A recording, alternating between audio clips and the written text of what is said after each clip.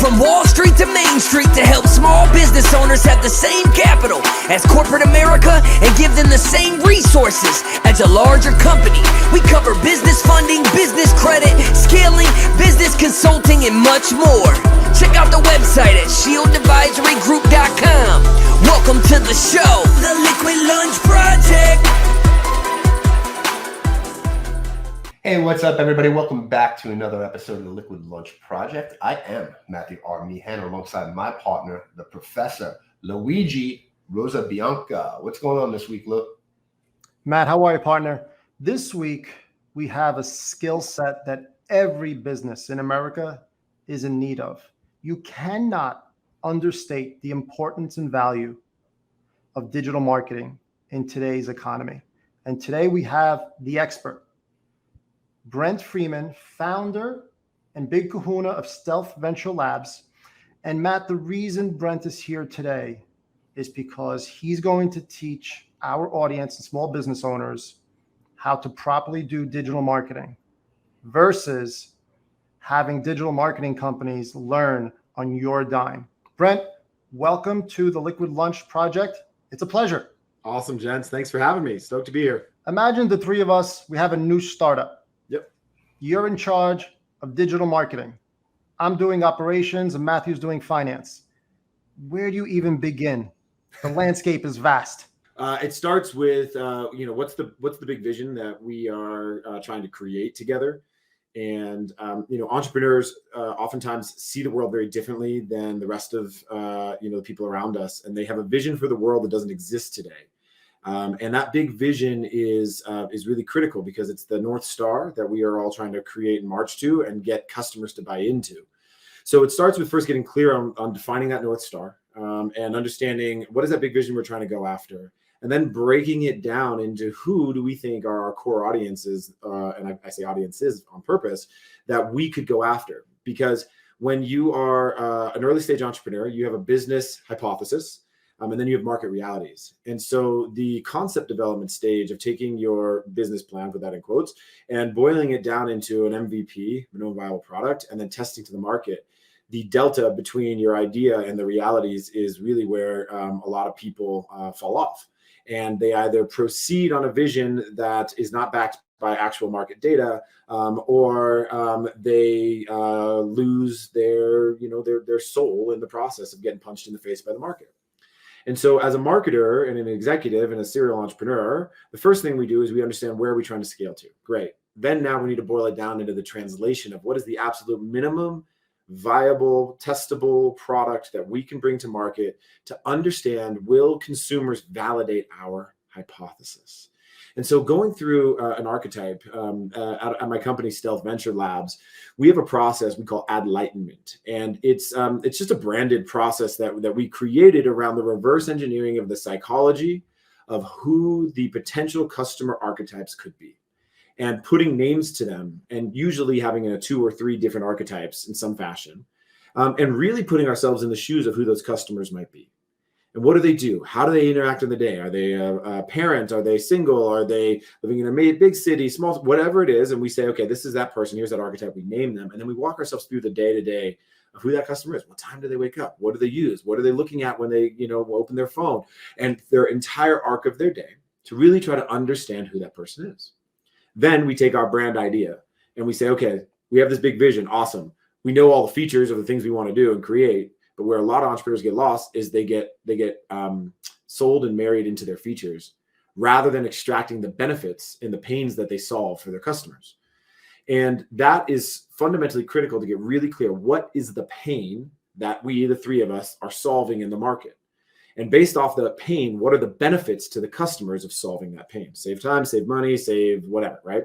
And then breaking down those brand benefits and extracting them into usually 3 to 5 core benefits that the brand is delivering into the market, and then connecting the dots between that archetypes that we just talked about, their day-to-day, week-to-week, and seeing where your solution, or our solution in this case, fits in to solving a problem in their day-to-day arc. If we can't solve a problem, or it's a nice to have in that day-to-day arc, we got a problem.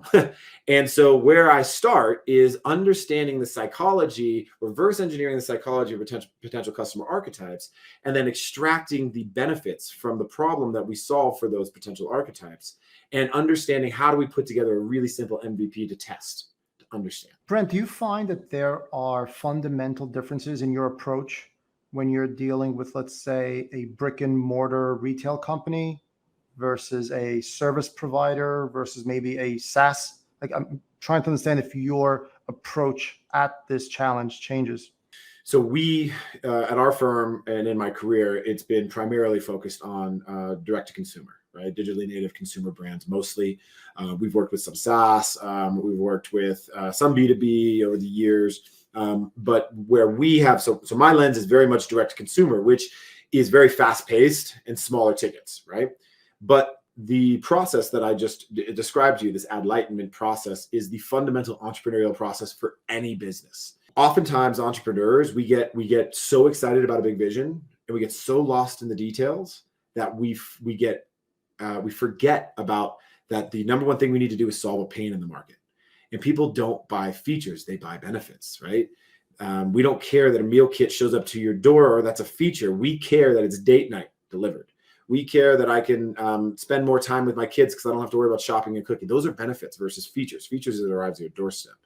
And so it's industry agnostic. Doesn't matter what business you're at, you got to recenter, center and recenter. And we'll talk about the recentering in a minute on what pain are we solving for our customers. And in today's world, this recentering idea, guys, we are in a crazy effing time. If you haven't noticed, right? Like pandemic for 2 years, coming out, there's a war, the stock market's crashing, the interest rates are all-time high. You know, there's like all this bonker stuff, great resignation, right? Consumer behavior went from absolutely insanity online to we're going to have the biggest summer clusterfuck out there, pardon the French, in multiple years because people are going to be out doing things and not buying things online, right? And so if we're not recentering as a business, we've been around 8 years on what are the unique pains now for our customers, very different than what they were 4 years ago versus 8 years ago when we started. If we're not recentering on does our solution solve the new pains in this new economy, we are missing the boat. And what will happen is at first it'll be a very slow miss and then it'll be a fast decline. And so this process of starting and building into the DNA of how you look at the market and understanding what pains do we solve and how do we connect the dots to our potential audience, it's industry agnostic, and it is something that should happen every year to 2 years, regardless in the business, to make sure that you don't need to evolve or pivot. Wow. So Brent, you're obviously you're bringing a lot of skill set to the table. Tell us a little bit about your journey. How did Brent become this digital marketing sensation? By accident, honestly, right? Like I wasn't the lemonade stand entrepreneur. I was really passionate. Luigi, you are of Italian descent. My mom's Italian. And so I was really passionate. The only thing I was passionate about as a kid was going to Italy, meeting my Italian relatives and learning to speak the language. And through a series of at the time, unfortunate events in college led me to recenter on my own personal joy, and goals, which was going to Italy. And I'd gotten away from that.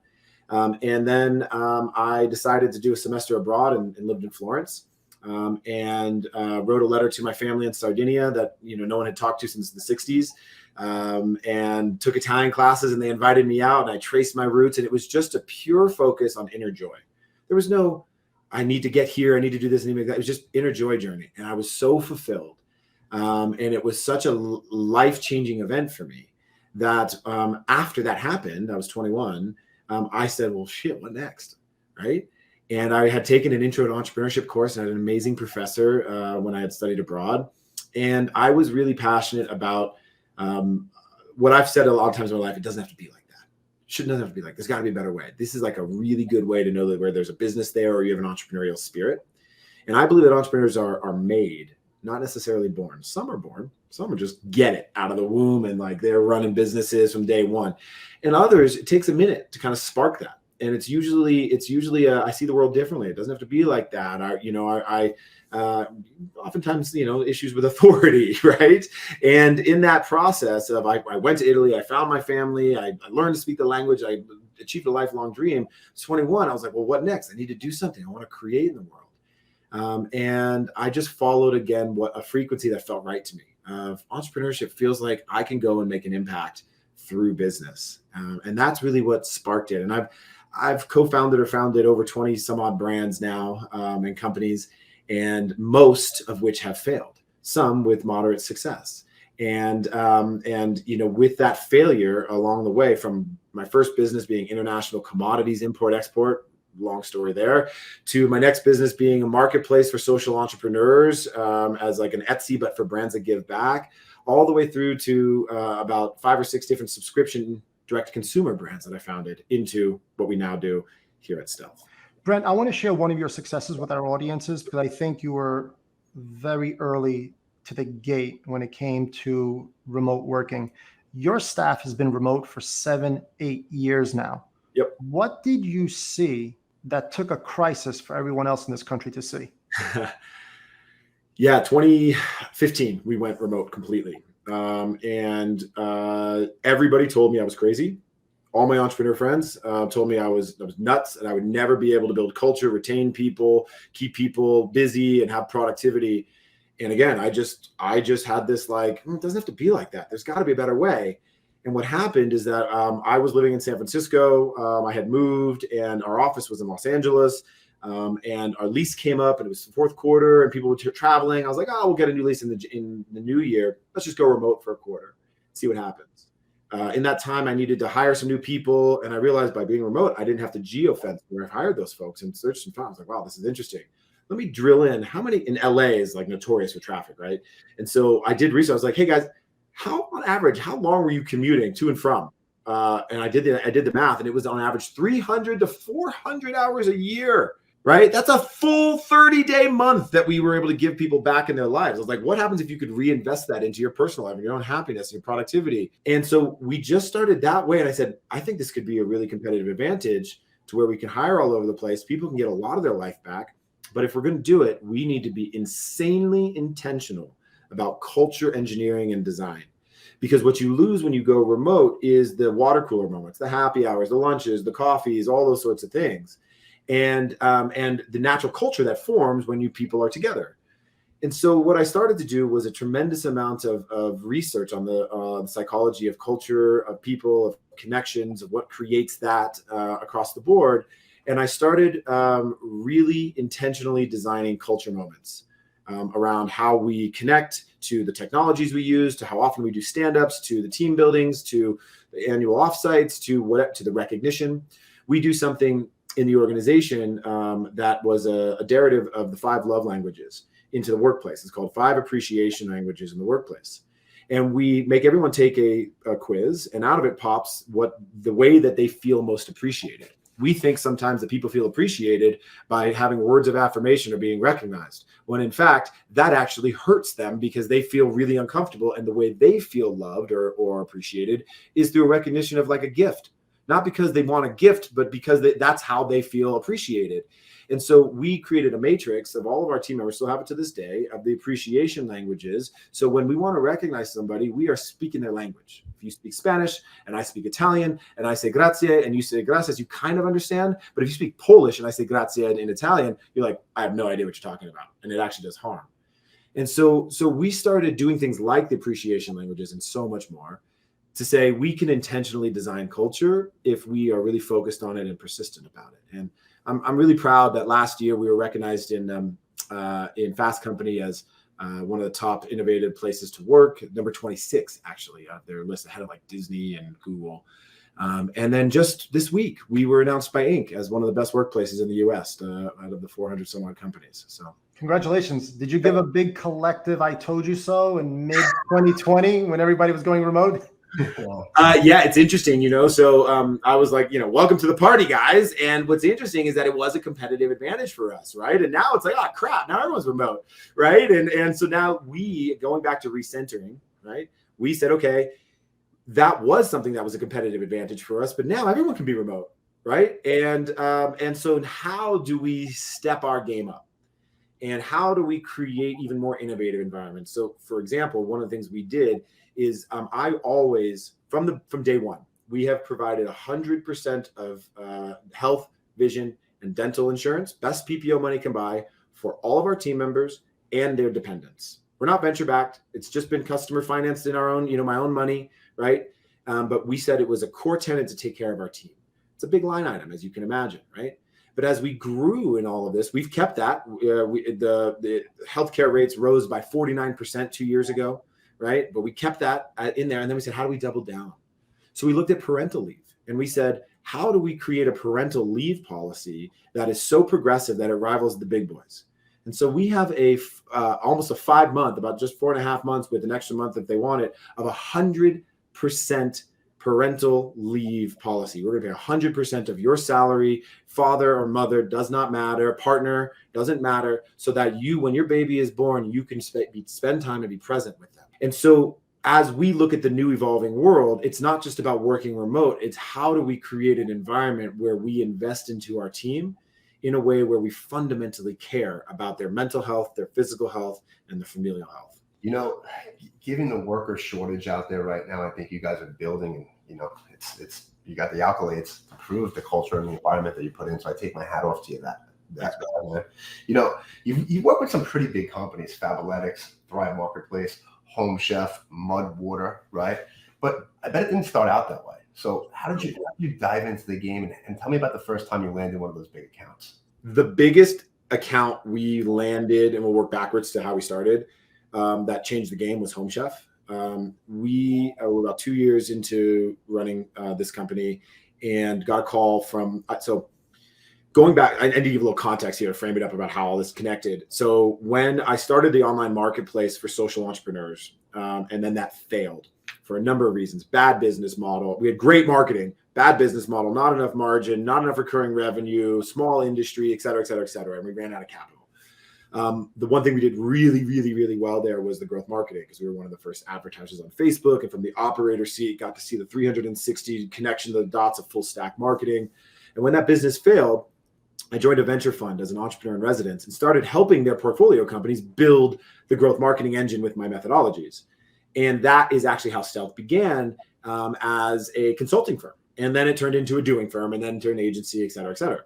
And so the first companies that we started were, we weren't just a growth agency, we were a co-founder. And it was people saying, we have a supply chain competitive advantage in the golf industry specifically, but we're built in a crappy site like Magento, and we need to it's a bad business model. And I said, hey, we have a methodology. Let us reframe you. Let us rebuild you in Shopify, and let's relaunch this together in the way that we talked about at the beginning of the show. And then it took off, and that business is now 8 figures in the golf industry in subscription.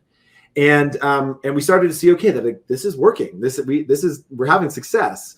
And it started to build and build and build. And then about 2 years in, I get a call from one of the LPs at the fund, who is a co-founder of Textile Fashion Group. And he says, I have a portfolio company in the meal kit space. That at that point, Blue Apron and HelloFresh, these were huge companies.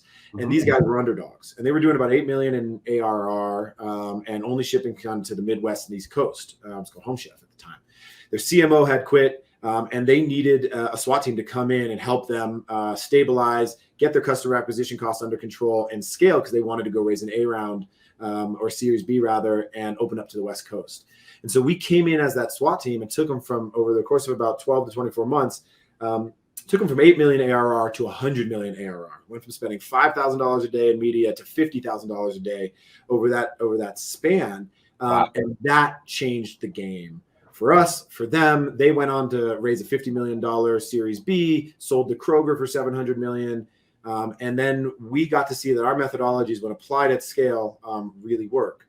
And then we replicated that in the pandemic with Factor 75, a meal kit company that then sold to HelloFresh. And now we work with that group of brands as well. But we also do and love the small startups, right? Because they all start small, right? And it comes with the right idea and the right set of conditions to be able to grow and scale and have the right foundation.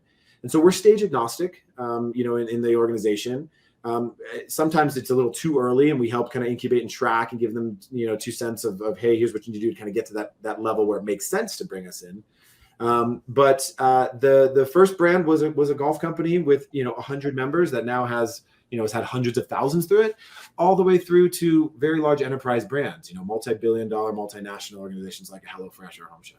Wow. So what trends are you currently seeing in the digital marketplace? You know, there's been a lot of changes that went on recently. Oh man, we're gonna need like 4 hours for that. Shit, guys. I mean, if we need to be in like a real bar to have that conversation. So there's a couple different trends happening in the digital marketing world, specifically e-commerce. The privacy laws and privacy changes around iOS 14 and all of the different things. Now Google's gonna be rolling out next year. It changed everything. I'm calling it the return of bell bottoms, because when we first started this, the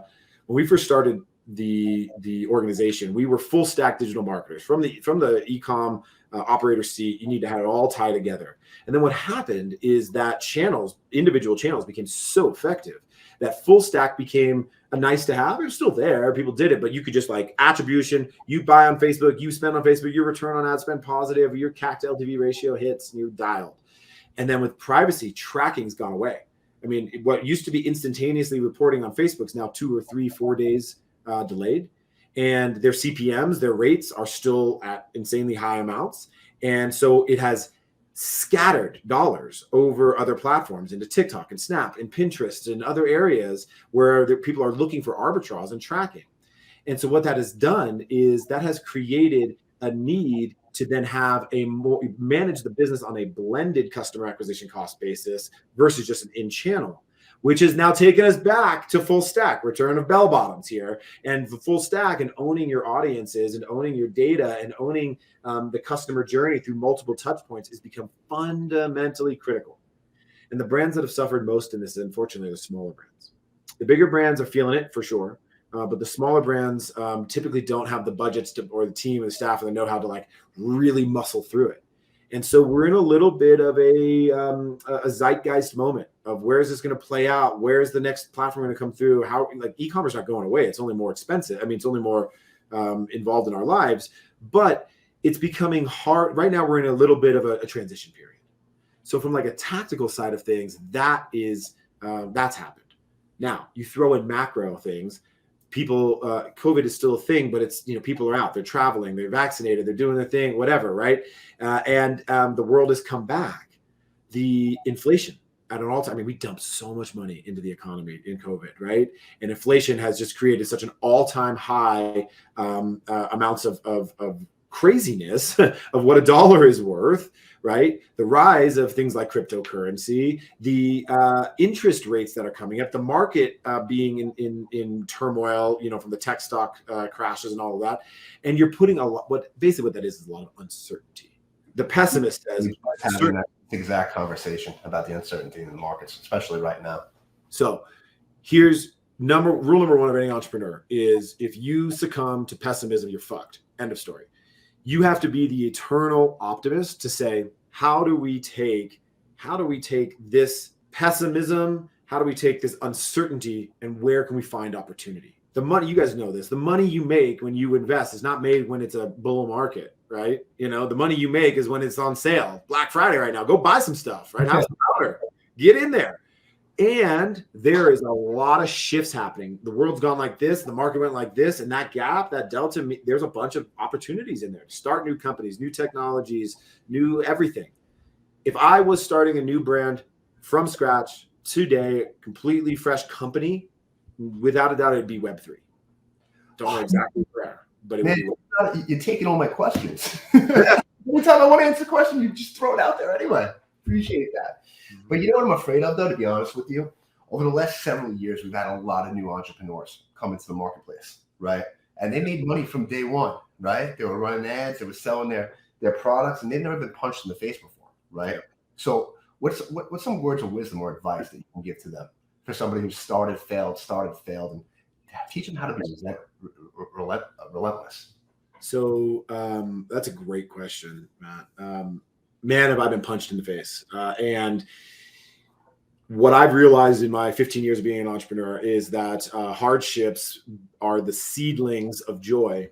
And when I go back and I look at all the crazy stuff that happened to me that in it was really heavy and hard, and I then look at a timeline of the next 12 to 24 months after that, I see like the only reason I got to that beauty was because I went through that.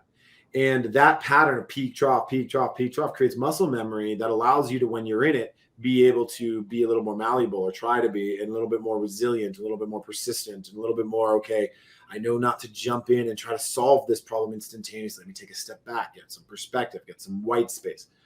So for those that have come into the market and they're just crush all the way through, and they haven't had a down day yet, and that day's either here or they don't know what to do, the first thing that I recommend is get yourself some white space.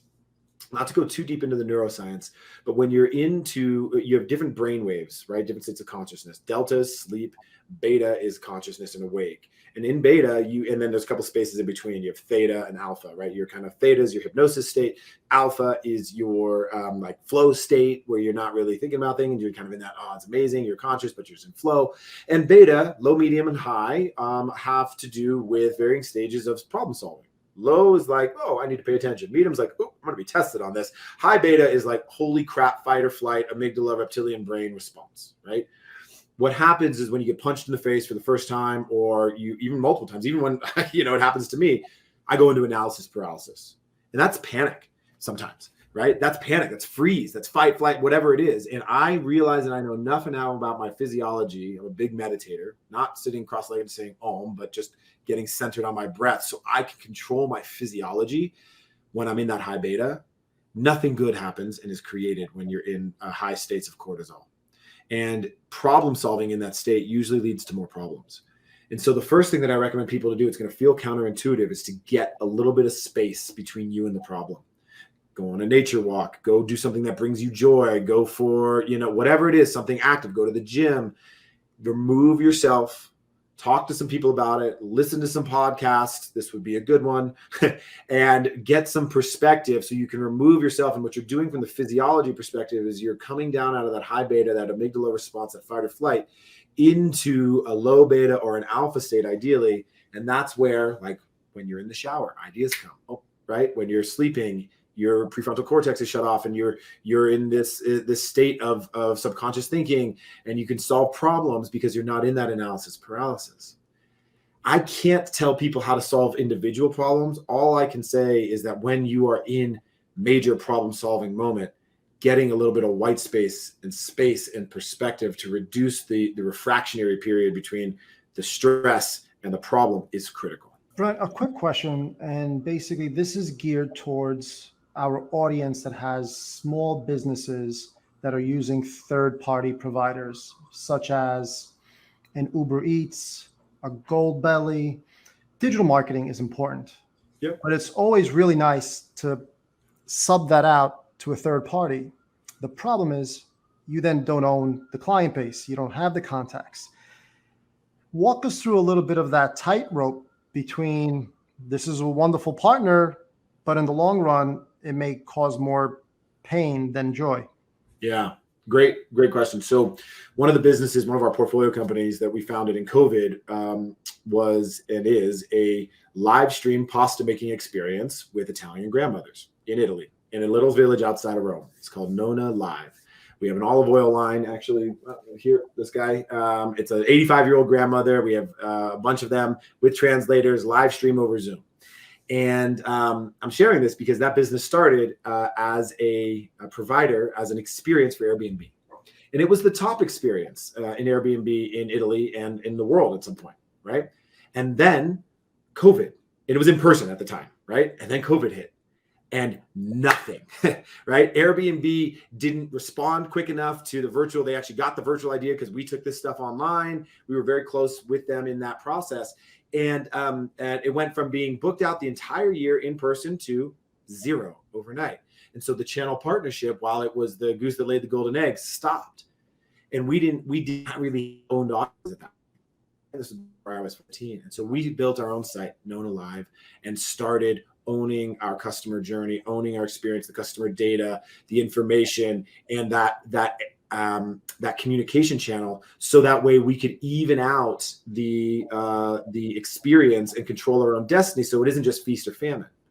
Channel partnerships are really critical, and they're beautiful because there's no customer acquisition costs. But what do they say? He who giveth can taketh away as well. And what happens sometimes with those is, like, nothing, no fault of your own, an algorithm changes. And all of a sudden you were like number one, right? And then boom, you're not. And then what you built your business off goes away.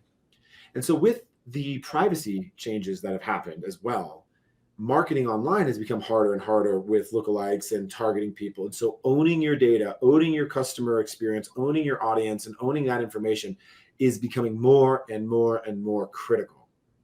And so if you're a small business, if you're an SMB and you're, a restaurant, how do you do that, right? It could be loyalty programs of people who come in. It could be as people are ordering from Uber Eats or GoBelly or these, putting marketing materials in your to-go boxes, redesigning how your to-go boxes look or feel to have a more robust and share-worthy experience. Reverse engineer a little bit. How can you create a direct relationship with that customer in a manner where they're going to come back to you, hopefully direct? I'm definitely going to go out and look at Nona Live right after this because I know I'll give you guys a class. I think Luigi's going to do the same thing. I can see it in his eyes already. Matt, we've been enlightened. Are you kidding me?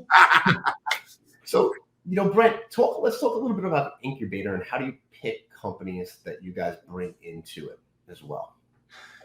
So we've done every version of kind of incubator, accelerator, hybrid service provider model that you can imagine, from investing in companies, just capital, to co-founding companies, earned equity through sweat equity, to partnering with people just as a provider, to starting our own. And what we do now is situationally specific. And it kind of depends.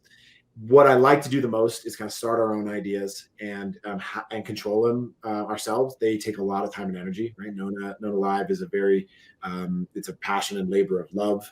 We have 15 grandmothers now in Italy, in Palombada, right outside of Rome. So we said, quick aside, you call them a pod of dolphins and you have like a flock of geese. What do you call a group of Italian grandmothers?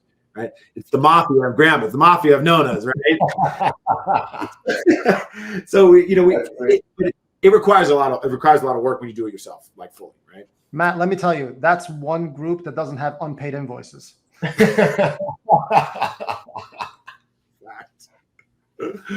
So starting brands from scratch is a whole different beast, right? It's not just marketing and growth, it's supply chain, it's operations and management and all that. So the incubation side, some projects we worked on recently.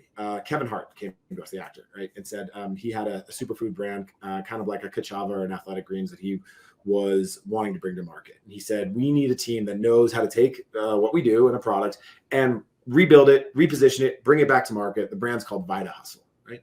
And so obviously Kevin is Kevin and does what he does, right? And he's great at everything he does and has so many endorsements and stuff, but this is his brand. And so he came to us, we partnered with them. We have a little bit of equity in the process as well, and help them build and relaunch and find their first set and amount of customers and taking that off. All the way through to a multi-billion dollar B2B multinational firm, can't say who, that wants to get into consumer. And they came to us and said, we need a consumer arm. We know nothing about it. And we've helped them develop the strategy, the execution, translate some of their products into consumer brands, test them, and bring them to market. And so it is situationally dependent in what we call our founder lab, right? We have our growth lab, which is the marketing agency, our founder lab, which is our incubator accelerator, and our impact lab, which is our nonprofit teaching those skills to inner city kids in the US, all under the umbrella of Stealth Venture Labs, right? And so the founder lab model is really opportunistic. It's not something we're trying to scale. It's our own money when we make investments into it, it's hard. It's hard bringing brands to market, especially in this environment. But it's fun. It's definitely fun. When you guys are bringing new brands to a market, are you hiring a new team or are you putting it through your machine that you've already built? When we bring a brand to market from scratch that we own and operate, I'm always looking for an operating partner. Okay. And so in Italy, my business partner, she's the granddaughter of Nona and Irina, who started the Airbnb experience in the first place. We became family friends and just became really close, her family and mine. And they came out here and I kept going out there and I was just loosely advising her Airbnb experience business. And then when COVID came and hit everything in Italy really hard, she called me and said, I want to bring this online. And so that's how we kind of partnered up. And I said, my skill set, your skill set, 1 + 1 = 3, let's go. And so I look for that because we have a lot going on, and I can't operate 100% day to day in the weeds. I'm not looking to be.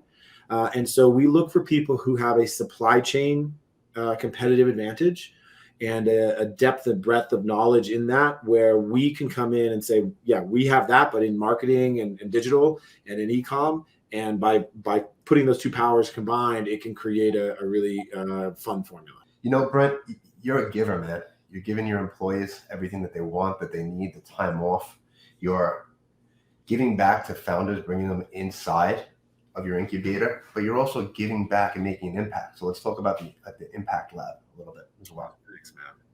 You know, a few years ago, more than that, 12 years ago, I had the realization that just chasing money for its own sake was a diminishing returns endeavor.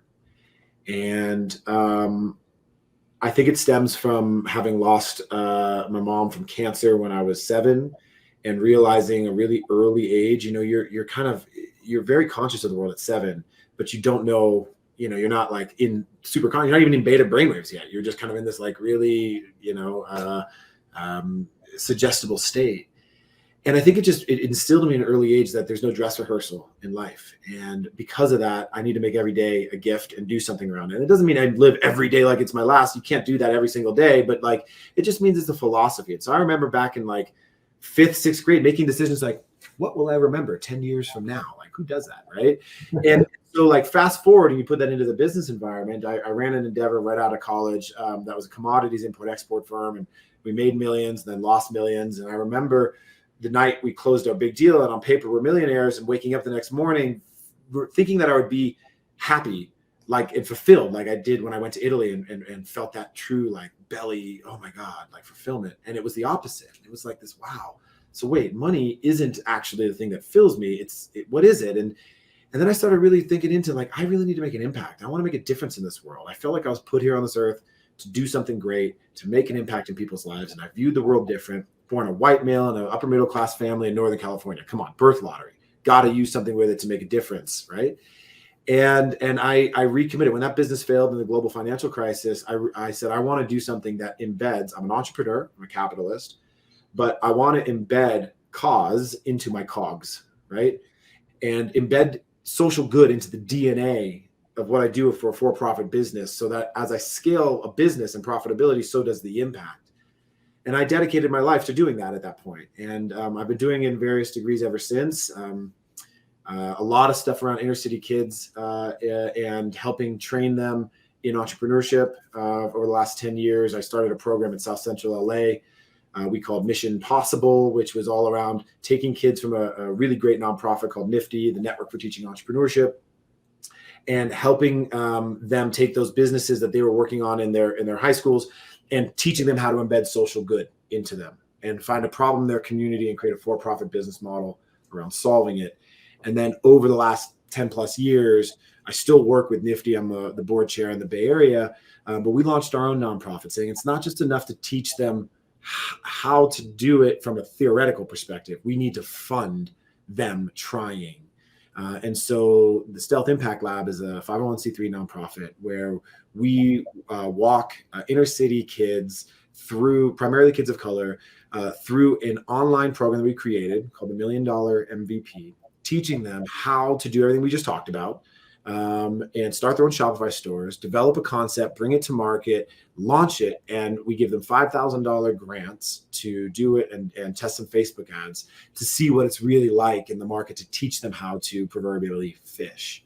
And, you know, for me, as we've dove in deeper and deeper into that and just kind of got through some of our first cohorts, I realized also, and where we're going to be expanding it to, is that the mindset training is as important around how do we teach them the mindset of failing forward, of you win some, you learn some, and of reframing and optimism and, but rooted in reality. And so we're going to be expanding a lot to try to really not just teach the kids the tactical skills of starting and running their own businesses in a digital environment, but probably even more important, the soft mental skills around what it means to be a resilient entrepreneur.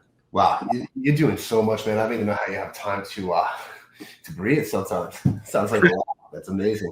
So what's I was going to say 3.0, but what's Web3 look like from Mr. Brent Freeman himself? Where are you going next?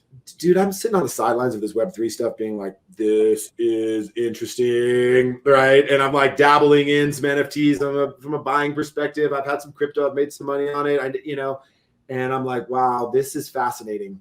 We are incubating a NFT lab here.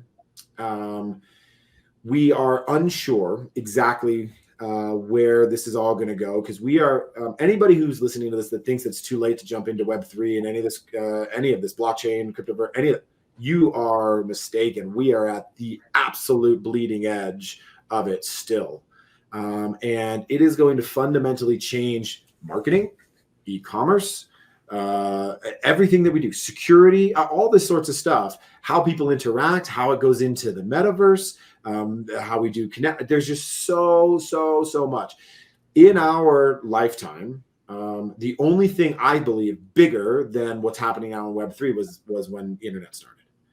And that means that there's a lot of opportunities. The market has shifted, and I don't know exactly where we're going to play.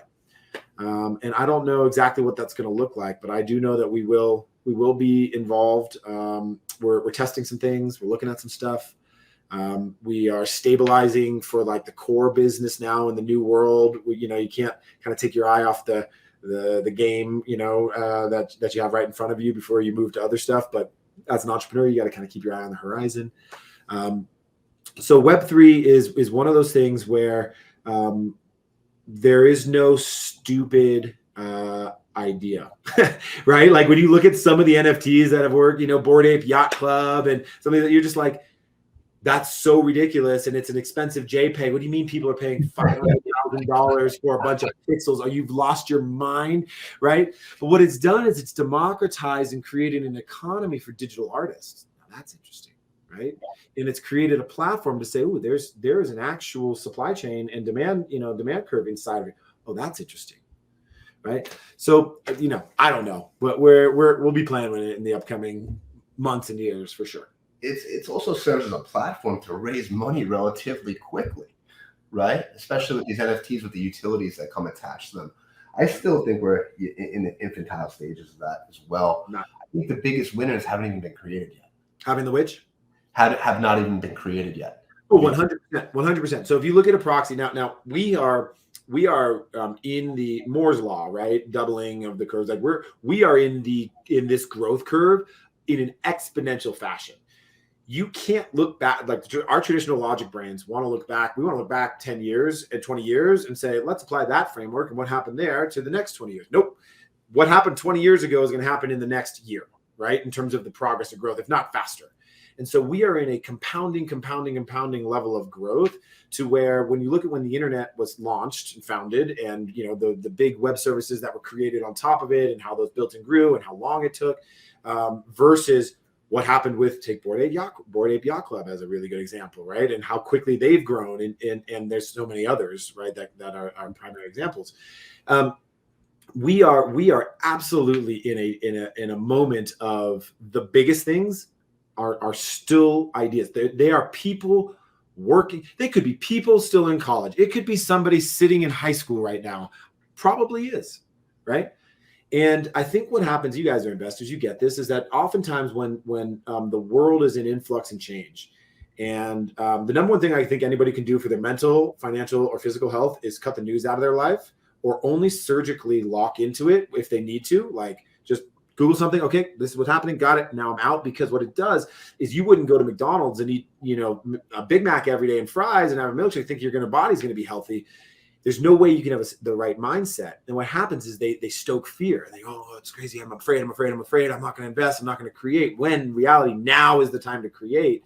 billion-dollar companies, million-dollar companies, $100 million, all these are being created right now. The opportunities are now. And we look at things like, oh man, I should have invested in Apple in 1989. And if I had done that, I would have done this. What's that today?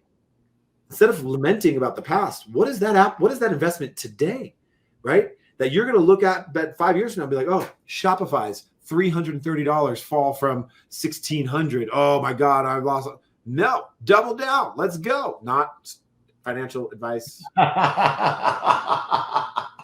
love everybody on Facebook that puts on their posts and they think that they're protected. Not financial advice. Hashtag not financial advice. That's all I see. There's just arbitrage. It's right now. There's arbitrage opportunities. And if you get in the right mindset and saying, where are the opportunities now? Your future self will thank you. Hey, Brent, we really appreciate you being here, man. We want to respect your time. Can you tell everybody where to find Stealth Venture Labs? What's the best way where they can find you guys? Yeah, so the fastest and quickest is the website, right? stealthventurelabs.com. We have a LinkedIn page we post onto. We have an Instagram page. We post Stealth Venture Labs on all of these. I actually do have people email me all the time. So it's just brent.freeman@stealthventurelabs.com. We check it. We respond. It might be a little bit delayed, a couple of days, but we do respond if somebody wants to reach out. If they want to work with us, whatever it may be, we are happy to have conversations. That's how. Hey, Brent, we really appreciate you being here, man. Before I let you run, though, I got one question for you. So, describe yourself in one word. Passionate. I love that. Brent, thank you, man. Everybody, we'll catch you on the next episode. Thanks, guys. Thank you for listening to the show. And make sure you subscribe, leave a review, and share it with a friend. We'll see you on the next episode of The Liquid Lunch Project.